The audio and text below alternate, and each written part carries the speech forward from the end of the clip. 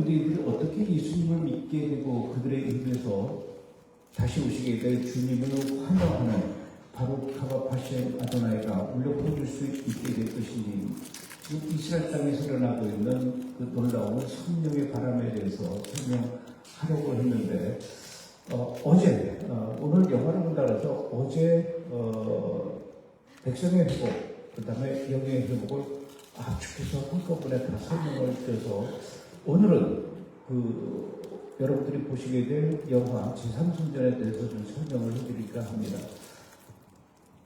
아시는 분은 아시겠지만 제가 감독이에요.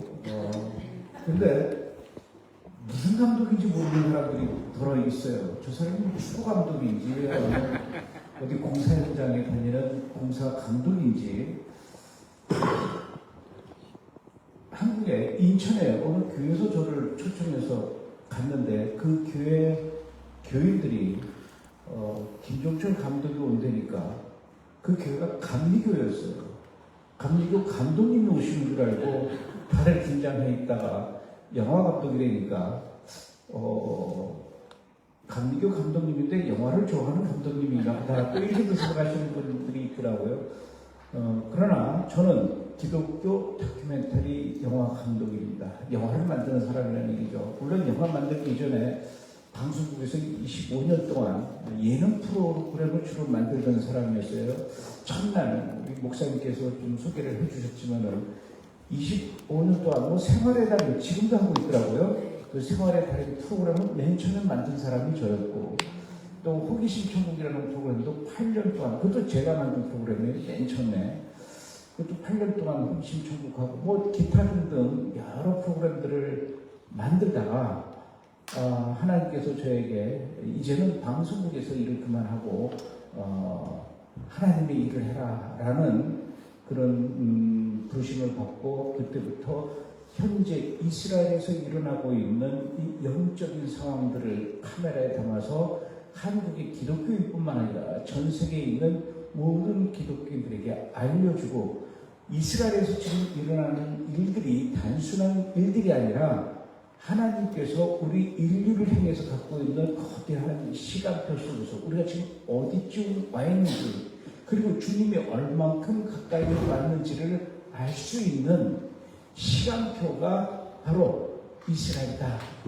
이 사실을 카메라에 담아서 아무리 말로 해도 설명해도 듣지 않고 믿지 않는 사람들을 위해서 카메라에 직접 담아서 보여주라 라는 그런 하나님의 뜻을 받들어서 그때부터 영화를 만들기 시작했습니다. 영화를 만들기 시작한 지 딱 16년째 됐습니다. 맨 처음에 만든 영화가 여러분들이 혹시 아시는지 모르겠는데, 이스라엘에서 예수님을 믿는다는 이유만으로 온갖 핍박을 당하고 있는 유대인들이 있습니다. 유대인들이 예수를 안 믿어요. 그런데도 그 와중에 어렵게 예수님을 직접 만나고, 그때부터 예수님의 제자가 되는 이런 사람들, 메시아닉 주이시라고 하죠. 이 사람들이 예수를 믿게 되면 그 순간부터 이스라엘 사회 안에서, 국가 안에서 엄청난 불이익을 당하고 심지어는 온갖 핍박과 고난을 받고 있다. 그럼에도 불구하고 이들이 왜 신앙을 포기하지 않고 있을까? 그것은 곧 주님이 오실 때가 됐다라는 사인을 알려주기 위해서다라는 내용으로 만든 영화가 바로 회복이었습니다. 이 회복은요, 프랑스 밑에 있는 모나코라는 나라에서 매년 다큐멘터리 영화제가 열리는데, 그 영화제에 출품했다가 전 세계에서 128개 작품이 출품이 됐는데, 기독교 다큐멘터리, 일반 다큐멘터리 영화들이죠. 거기에 제 영화가 출품이 됐는데, 거기서 128개 작품 중에서 몇 등 했을까요? 1등이 아니라 대상을 받았습니다. 그 영화제에 많은 그 유대인들도 있었는데, 그 유대인들도 제가 만든 영화를 보고 충격을 받았나 봐요. 이스라엘에서 이렇게 예수 믿는 사람들이 핍박을 받는다고 처음 알았답니다. 어쨌든 그 영화 이후에 두 번째 영화는 이스라엘 말고 팔레스타인 지역에 살고 있는 이 무슬림들, 이곳에 살고 있는 무슬림들은 조상 대대로부터 이슬람 종교를 믿고 살아왔기 때문에 그 그 집에서 태어난 아이들은 본인이 선택하든 선택하지 않든 그것과 상관없이 자동적으로 이슬람 신앙을 믿게 되어 있는데, 온 마을과 온 도시가 전체가 무슬림들이 살고 그 전체가 이슬람 사회인데, 그 속에서도 역시 예수를 믿게 되면은 온갖 핍박을 당하고 심지어 살인까지 당하게 되는 그런 힘든 상황임에도 불구하고, 놀랍게도 팔레스타인 지역에서 예수님을 믿는 크리스찬들이 늘어나고 있다는 사실이죠.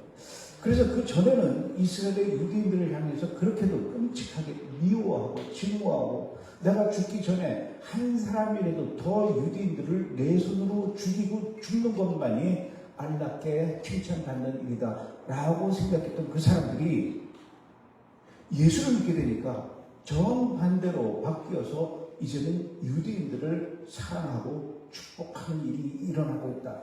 여러분, 지금 이스라엘과 팔레스타인 그 사이에서 이렇게 유대인 크리스천들과 유대인 예수를 믿는 사람들과 아랍 크리스천들 사이에 사랑과 화해의 물결이 일어나고 있다는 사실, 이거에 주는 이런 일들이 주는 그 메시지가 엄청 크더라고요. 그래서 그 장면들을 모두 또 촬영을 해서 만든 영화가 두 번째 영화 용서입니다. 제목이 좋죠. 회복, 용서. 그리고 드디어 세 번째로 만든 영화가 오늘 여러분들이 보실 제3성전입니다. 제3성전은 저는 처음부터 이런 영화를 만들어야 되겠다라고 계획을 하고 시작한 영화가 아닙니다. 제 영화 작업은 계획하고 시작하는 것이 아니라 어느덧 하다 보니까 그 영화를 만들고 있더라는 사실을 저도 뒤늦게 깨닫게 된다는 얘기죠. 회복 영화, 용서 영화 찍으러 이스라엘을 막 돌아다니면서 여러 사람들을 만났는데, 저도 모르는 사이에 제3성전과 관련된 사람을 연결해서 만나게 되더라는 얘기죠. 저는 그때만 해도 제3성전이 뭔지 몰랐어요. 그러나 어쨌든 제가 보기에도 이건 보통 내용이 아니라 엄청난 메시지가 담긴 내용인 것 같다. 그리고 내가 지금 이 사람을 만나고 이런 장면을 촬영하고 이 현장에 와 있다는 것은 제가 어떤 의지로 사람들한테 부탁을 해서 만날 수 있는 사람들을 만나는 것이 아니라, 또 내가 누군가에게 정보를 듣고 그것을 찾아간다고 해서 그 사람들이 절대로 저에게 오픈해 주지 않을 그런 장소인데 내가 어느덧 들어서 찍고 있다는 것은 하나님께서 뭔가 저에게 또 다른 일을 시키시려나 보다라는 마음으로 일단 순종하면서 촬영을 했어요. 그게 제3성전 내용입니다. 그래서 이런 내용들을 찍고 전 세계에서 유명한 신학자들을 찾아다니면서 제가 의견을 물었어요. 지금 제가 이스라엘에서 제3성전과 관련된 다큐멘터리 영화를 찍고 있는 중인데, 제3성전이 뭔지도 저는 잘 모르겠고, 제3성전이라는 것이 건축되면 어떤 일들이 생기게 되는 것입니까? 의견을 물었는데, 그분들 중에 굉장히 그 유명한 신학자가 있습니다. 월터 카이저라는 박사님인데, 저는 잘 몰랐어요. 그분이 그렇게 유명하신 분인지. 근데 그분이 구약학에 세계적으로 유명한 석학이시고 교수님이시라고 그러더라고요. 근데 그분을 찾아서 인터뷰를 요청을 했는데 정말 어렵게 찾아갔어요. 미국에서도 비행기에서 내려서 차로 한 10시간 달려가서 이 목장에 계시는 분인데, 은퇴해서 그 목장에 계시는 분인데, 가다 보니까 인터넷도 안 되고 전화도 안 되는 데더라고요. 그런데 그분을 만나서 인터뷰 좀 하자고 했더니 그분이 저를 보자마자 뭐라 그러냐면, 당신이 조가는 얘기예요. 제3성전이라는 제목으로 다큐멘터리를 만들려고 하는 것은 참 훌륭한 생각이지만 아마도 당신은 그 영화를 완성하지 못할 것입니다 라고 하는 거예요. 왜 그렇습니까? 그랬더니 이스라엘에 있는 유대인들 중에 일부 유대인이긴 하지만 제3성전을 준비하고 있다는 소식은 나도 들어서 알고 있습니다. 그러나 그들이 다 비밀리에 숨어서 일들을 진행하기 때문에 누가 어디서 무엇을 얼마나 진행하고 있는지 구체적으로 아는 사람은 없습니다. 그러나 뭔가가 진행되고 있다는 것은 알고 있습니다. 내가 제3성전과 관련해서 그렇게 많이 알아봤는데도 도무지 그 사람들을 찾아낼 수가 없었는데 당신이라고 무슨 별수가 있겠습니까? 당신도 결국은 그 장면들을 카메라에 담아야 할 텐데 그들이 어디서 무엇을 어디서 하고 있는지 당신도 못 찾아낼 텐데 어떻게 그것을 찍겠습니까? 다큐멘터리 영화에 그런 장면들이 들어가야 영화가 완성될 텐데 그런 장면이 영화에 들어가지 못한다면 이게 무슨 영화가 될 수 있겠습니까? 그래서 나를 만나기 위해서 여기까지 온 것은 참 고마운 일이지만 미안하지만 당신 영화에 내가 인터뷰를 할 수 없습니다. 미안합니다. 이렇게 얘기를 해요. 그럼 진작 얘기를 하지. 왜 이렇게 왔는데 이전은 안 한다더니 얼마나 화가 납니까? 그래서 그럼 일단 제가 그동안 이스라엘에서 촬영한 장면들을 몇 장면을 이렇게 편집했는데 한 3분짜리예요. 이거를 보여드릴 테니까 이걸 보고 좀 얘기를 해주시면 어떻겠습니까? 그래서 제가 그 월터카이저 봤어요. 일단 영화에 보면 그분이 나와요. 그분이 그럼 한번 보자라고 해서 그분이 앉아있는 테이블 위에 노트북을 꺼내서 영상을 3분짜리를 보여줬어요. 그분이 굉장히 뚱뚱했어요.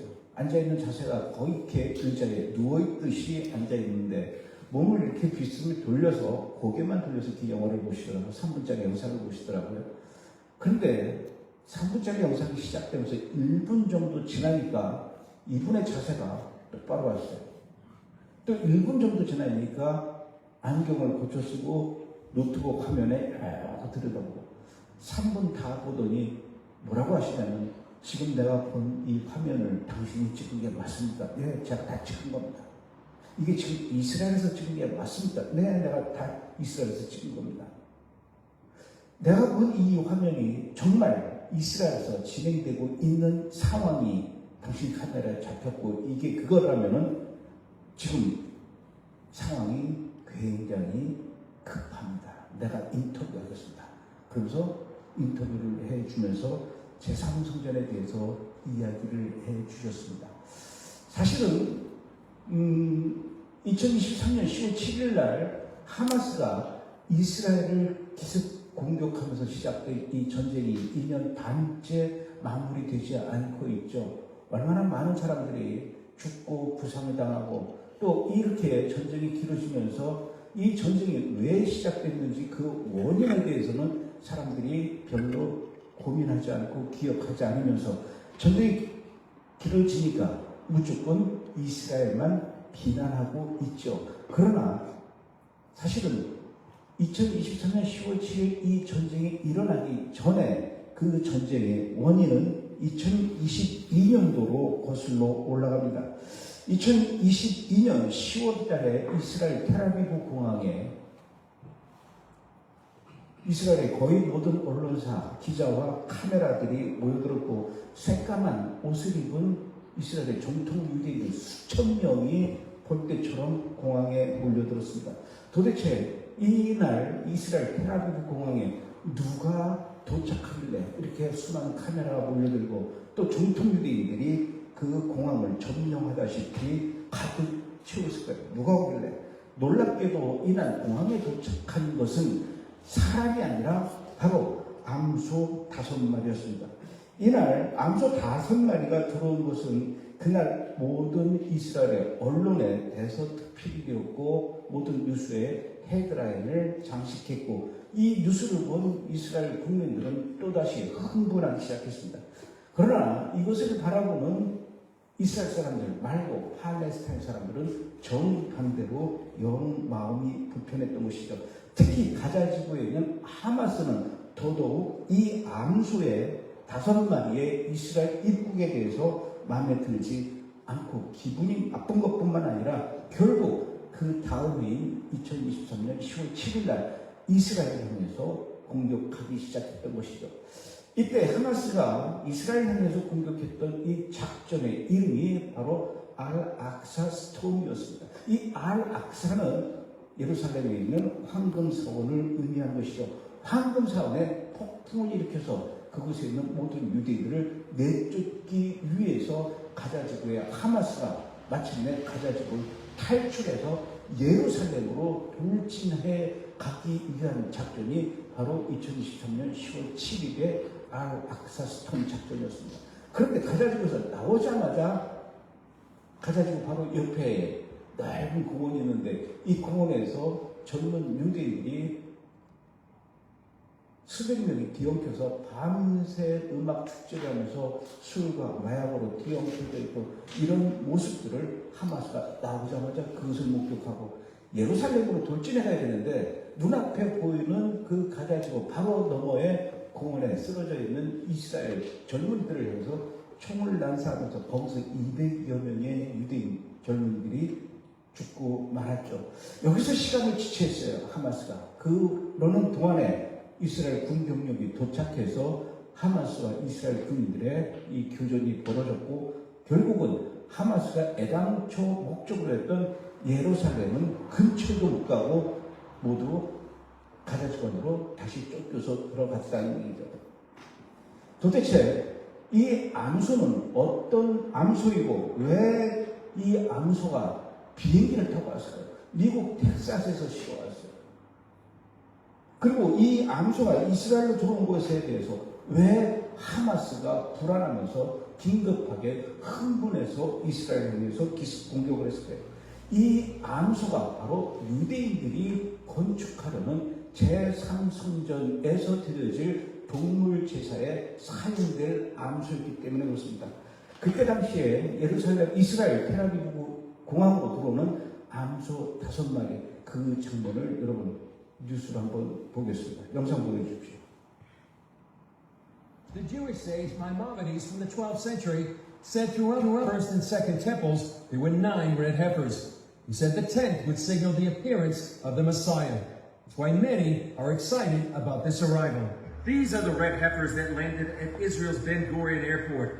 Rabbis believe the ashes of the red heifer are necessary for purifying priests to serve in a future temple. The heifers were discovered and brought to Israel with the help of the Bonei Israel, Building Israel organization. This began an in-depth process of finding the rare heifer that meets key stipulations found in the Bible. The Bible gives us a clue as to the significance of the red heifers here in Numbers chapter 19, verse 1 and 2, where it says that God spoke to Moses and Aaron saying, "This is the ritual law that God has commanded, instruct the children of Israel to bring you a red cow without blemish, in which there is no defect, and on which no yoke has been laid." So it says that we're supposed to take a perfectly red cow with no white hairs or dark hairs at all, and a cow that no yoke has ever been on. So as a result, it's very, very rare to find a baby cow that is completely red. Once we have the red heifer, we'll be completely pure, and we'll be able to rebuild the temple. And they will be the first one in 2,000 years. According to those working on the project, the ceremony of the red heifer needs to be performed on the Mount of Olives and in a place that would have looked directly into where the temple stood. The land I'm standing on, bought 12 years ago, fits both of those standards. It had to be exactly at the front of the place that the priest that made this ceremony can see the holy of the holy place. Rabbi Yitzhak Mamo owns the land here on the Mount of Olives. And we hope that in a year and a half from today, we can make here in this area the ceremony of the red heifer. That actually will be the first step to the temple. Mamo says the ceremony needs priests who have not been defiled by touching anything dead. The Temple Institute actually have 9 pure priests. They didn't born in a hospital, okay, they born at home. Because they are priests, so anyway, they don't go to any cemetery. And the parents keep them in a situation that they will not get to any cemetery, not going to any problematic place, and they're pure, and they're waiting. So we have the priest, we have the red heifer, we have the land, and we have everything ready. We just need to wait another 1.5 years. So we believe that it's very likely that the ceremony would happen somewhere in the area of Passover 2024 out to possibility of Shavuot 2024. Somewhere in that timeline, the cows would be old enough and it would be the proper timeline for that ceremony. 예, 제3성전이란 대체 뭘까요? 일단 아브라함이 하나님의 음성을 듣고 이삭을 번제물로 바치라고 했던 그 장소에 솔로몬이 성전을 세우죠. 이 솔로몬 성전은 제1성전이라고 합니다. 그런데 이 제1성전도 바벨론에 의해서 파괴되고 유대인들이 모두 바벨론으로 포로로 끌려갔다가 70년 만에 다시 돌아오게 되죠. 돌아와서 보니까 과거에 70년 전에 예루살렘 모리아산에 세워져 있었던 그 솔로몬의 성전, 화려하고 아름답던 성전이 모두 파괴되고 없어졌다는 걸 알고 얼마나 슬피 울던지요. 그때 스룹바벨이 중심이 돼서 다시 성전을 급하게 세웁니다. 이게 바로 제2성전입니다. 그런데 제2성전을 보고 또 유대인들이 또 슬퍼했다고 해요. 왜냐? 과거에 솔로몬 성전이 이렇게 초라하지 않았었는데 지금 스룹바벨이 중심이 돼서 만든 이 성전은 워낙 70년 동안 바벨론에서 포로 생활하고 하다가 돌아왔기 때문에 가진 게 없어서 대충 성전을 만들었는데 과거 솔로몬 성전보다도 규모가 4분의 1로 줄었다고 하죠. 나중에 이렇게 그 4분의 1로 줄어든 이 스룹바벨의 성전을 보고 헤롯이 이 성전을 허물고 다시 크게 짓기 시작합니다. 이 성전이 얼마나 크고 화려했는지요. 스룹바벨 성전을 모두 허물고 그 자리에다가 다시 헤롯이 성전을 쌓는데 모리아산에 이 꼭대기 부분을 평평하게 깎고 그에다 축대를 쌓고 이 흙을 넣어서 넓은 운동장을 만들고 거기다가 헤롯 성전을 사용하는데 이때 헤롯 성전에 사용된 이 돌들이요 얼마나 크고 무거웠는지요. 제가 가서 얘기를 들어보니까 그쪽 현지 전문가가 설명해 주기를 지금까지 인류가 지구상에서 만든 건축물 중에 가장 크고 무거운 돌멩이가 사용된 건축물이 바로 헤롯 성전이다라고 얘기를 합니다. 길이가 13m고요. 폭이 6m고 돌멩이 하나의 무게가 960톤 정도 되는 이런 큰 바위를 끌어다가 헤롯이 성전을 쌓았습니다.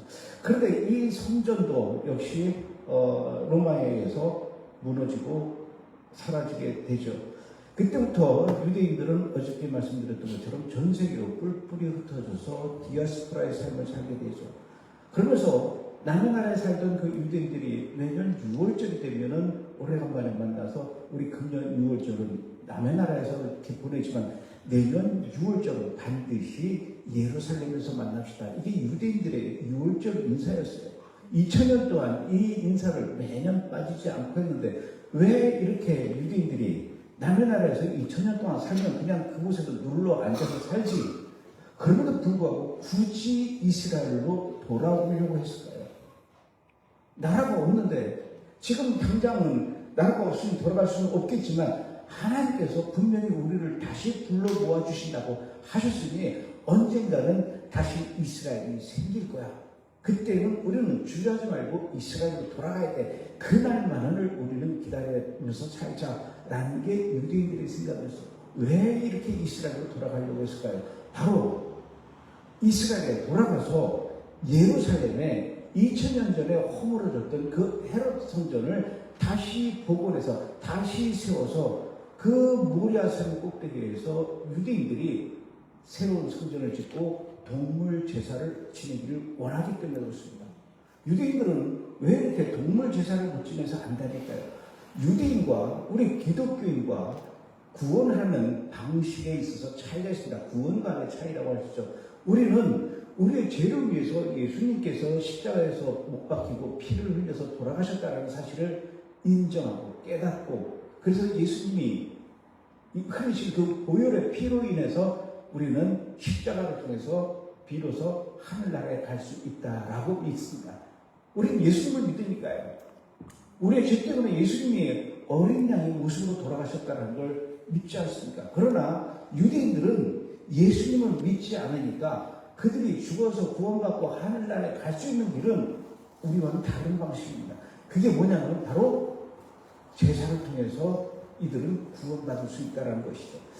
동물 제사를 통해서 죄사함을 받고 자기들의 죄를 동물들이 대신 지고 동물들이 불태워서 죽으면서 제물이 돼서 자기가 구원받을 수 있을 거라고 그렇게 믿는 게 유대인들이라는 거죠.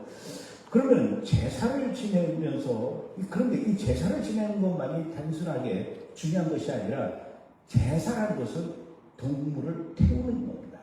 동물을 태울 때 뭐가 올라가죠? 연기가 하늘로 올라간다는 얘기죠. 이 연기가 하늘로 올라가는 게 굉장히 유대인들한테는 중요하다는 거예요. 하늘에서 땅으로 떨어지는 건, 내려오는 거는 몇 가지가 있어요. 눈도 내려오고, 비도 내려오고, 오각도 내려오고, 이렇지만은 땅에서 하늘로 올라갈 수 있는 것은 유대인들이 생각하기에는 연기밖에 없다라고 생각하는 것이죠.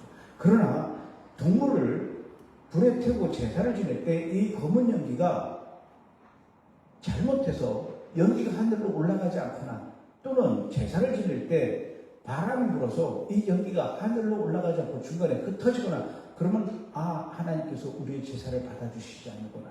반대로 이 연기가 곱게 하늘로 잘 올라갔을 때 유대인들이 생각하기에 연기가 하늘로 곧장 잘 올라갔구나. 이 순간이 땅의 인간과 하나님과 이 연기를 통해서 연결되는구나 라고 생각한다는 얘기죠. 그래서 유대인들한테는 이 동물 제사가 굉장히 중요하다는 얘기죠. 그럼 동물 제사를 반드시 이들은 드려야 되는데 어디서 드려야 되느냐?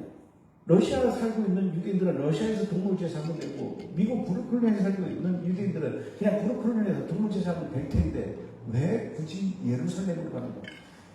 동물 제사는 오직 지구상에서 한 장소에만 드려야 된다는 거예요. 그게 어딜까요? 바로 성전 안에서 동물 제사를 지내야 된다.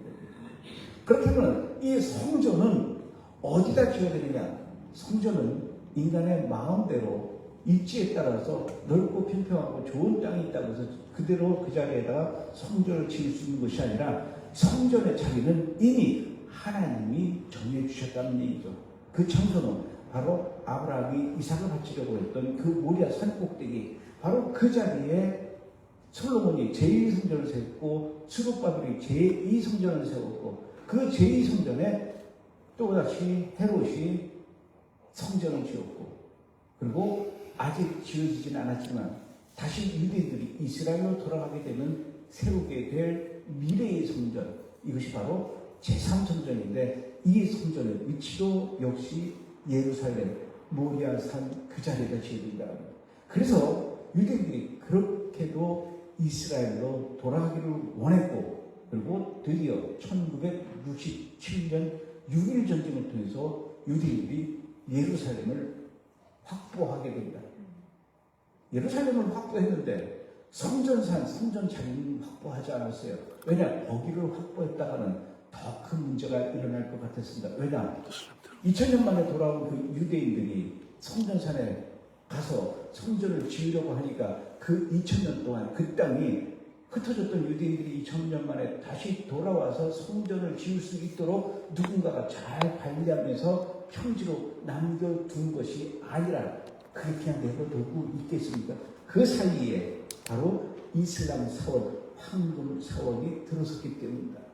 그래서 전 세계 무슬림들이 17억 명의 무슬림들이 태어나서 죽기 전까지 반드시 해야 할 것 중에 하나가 바로 성지순례인데 그 성지순례가 어디냐? 사우디아라비아의 메카와 그리고 저 북쪽에 있는 메디나와 그리고 예루살렘의 이 모리아산, 그 모리아산에 세워져 있는 황금 사원을 방문해야 된다는 얘기죠.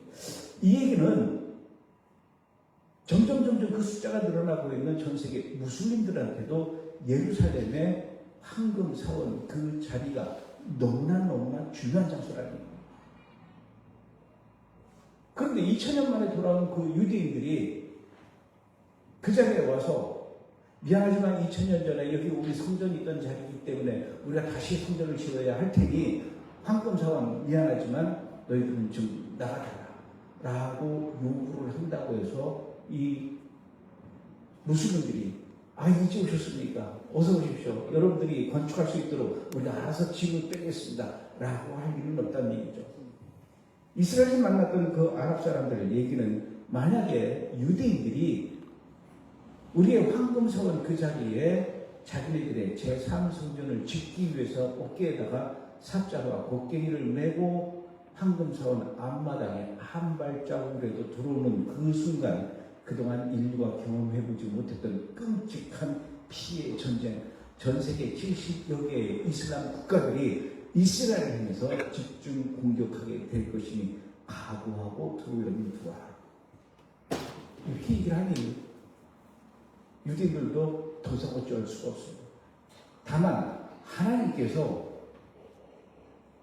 너희를 반드시 불러 모을 것이다 라고 약속하셨을 때 전 세계 사람들은 다들 이스라엘 유대인들을 향해서 비웃었죠. 야, 2000년 동안 너희들은 나라가 없어서 그런데 어떻게 다시 이스라엘이라는 나라가 생길 거라고 믿니? 라고 얘기할 때 아마 저도 그 장면에 그 자리에 있었다면 마찬가지로 그렇게 생각할 수도 있었을 것입니다. 2000년 동안 지구상에서 사라졌던 나라가 어떻게 다시 생길 수 있단 말인가? 상식적으로, 정치적으로, 윤리적으로, 도덕적으로 이건 있을 수 없는 일이야 라고 했지만 하나님께서 약속하신다면 2000년 동안 사라졌던 그 나라도 전 세계 모든 사람도 그런 일은 일어날 수 없는 일이야 라고 다들 부정했지만 하나님께서 하신다면은 여러분 하루아침에 이스라엘이라는 나라가 다시 생기지 않았습니까? 하나님께서 하신다면 2000년 동안 불가능했던 일들도 이루어지는데 지금 이 모리아산에 황금사원 저 자리에다가 우리가 성전을 지어야 되는데 도저히 황금사원을 없앨 수 있는 방법은 없을 것 같아요. 정치적으로 군사적으로 어떤 이유로든 이 황금사원 건물이 사라지고 그 자리에 제3성전을 세울 수 있는 방법은 없을 거라는 얘기죠. 그런데도 그 유대인들은 하나님께서 2000년 만에 하루아침에 이스라엘 나라를 다시 세울 기적을 일으켰던 것처럼 언제가 될지 모르지만 우리는 내일 아침에 일어났을 때 아침 뉴스에서 여러분 놀라지 마십시오. 간밤에 감쪽같이 저 모리아산 꼭대기에서 황금사원이 사라졌습니다 라는 뉴스를 들을 수 있을지 모릅니다. 그렇다면 우리는 오늘 저녁에 잠들기 전에 내일 아침부터 제3성전 건축을 할 수 있는 준비를 다 끝내놓고 잠들어야 됩니다. 이게 유대인들의 생각이에요. 1948년 이스라엘에 유대인들이 돌아온 이후부터 지금까지 이 유대인들이 그들이 원하는 제3성전을 건축하기 위해서 차근차근 준비해오고 있다는 것입니다. 저는 그 사람들을 만났다는 겁니다. 우선 성전을 건축하려면 뭐가 있어야 되죠? 설계도가 있어야 됩니다. 성전의 설계도를 다 완성을 해놨습니다.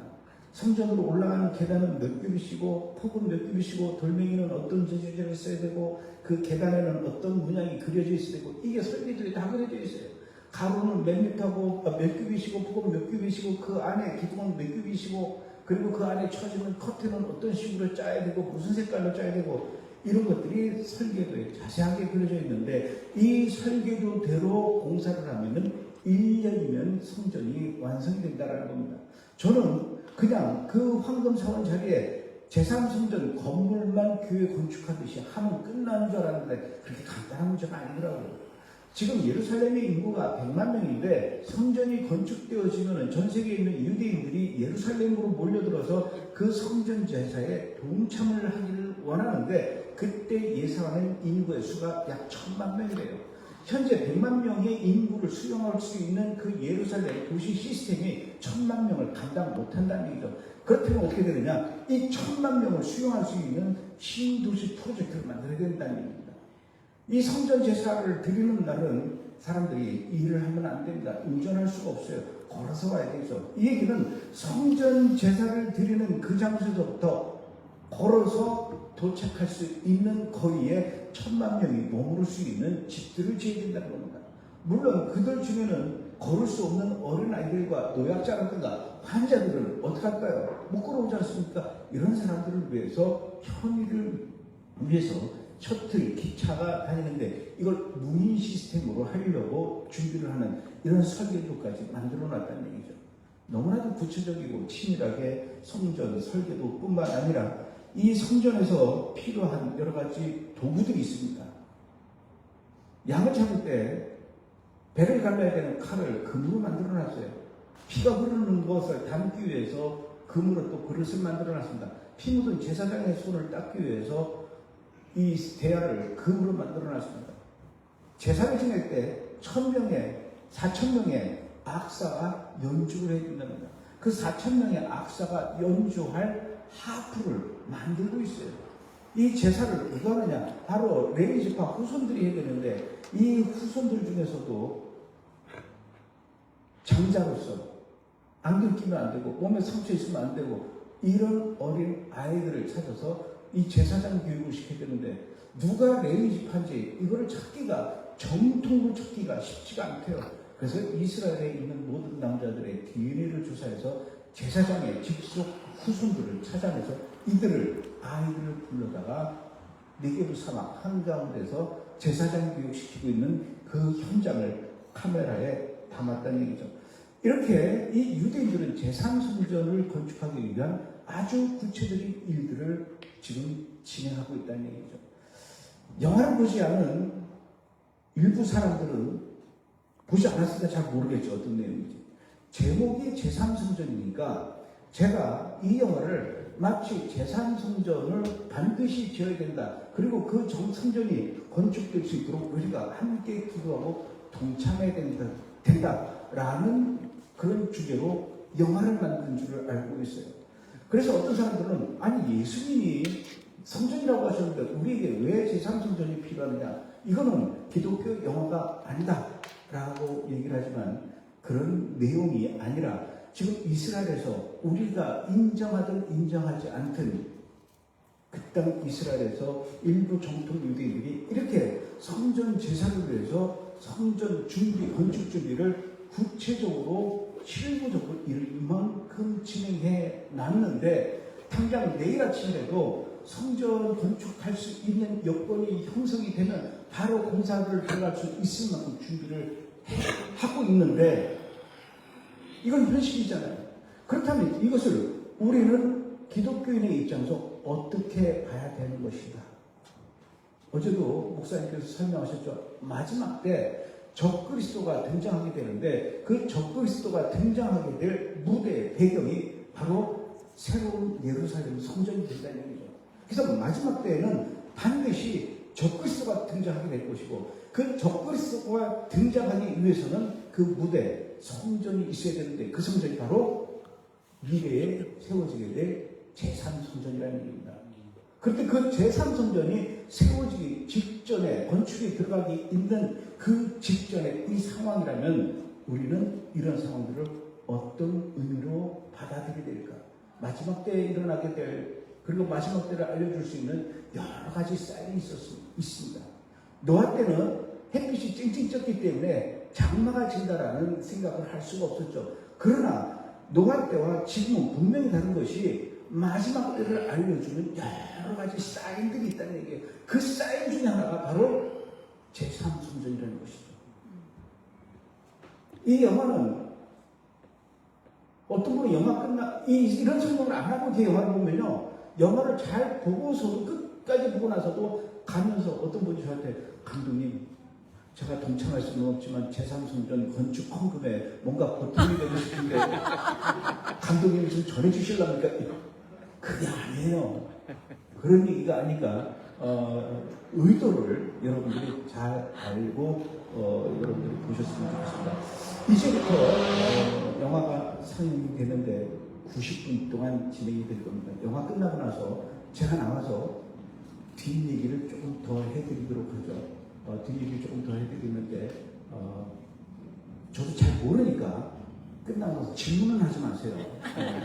그러나 제가 이렇게 끝나고 나서 또 이렇게 해드릴 얘기가 있으니까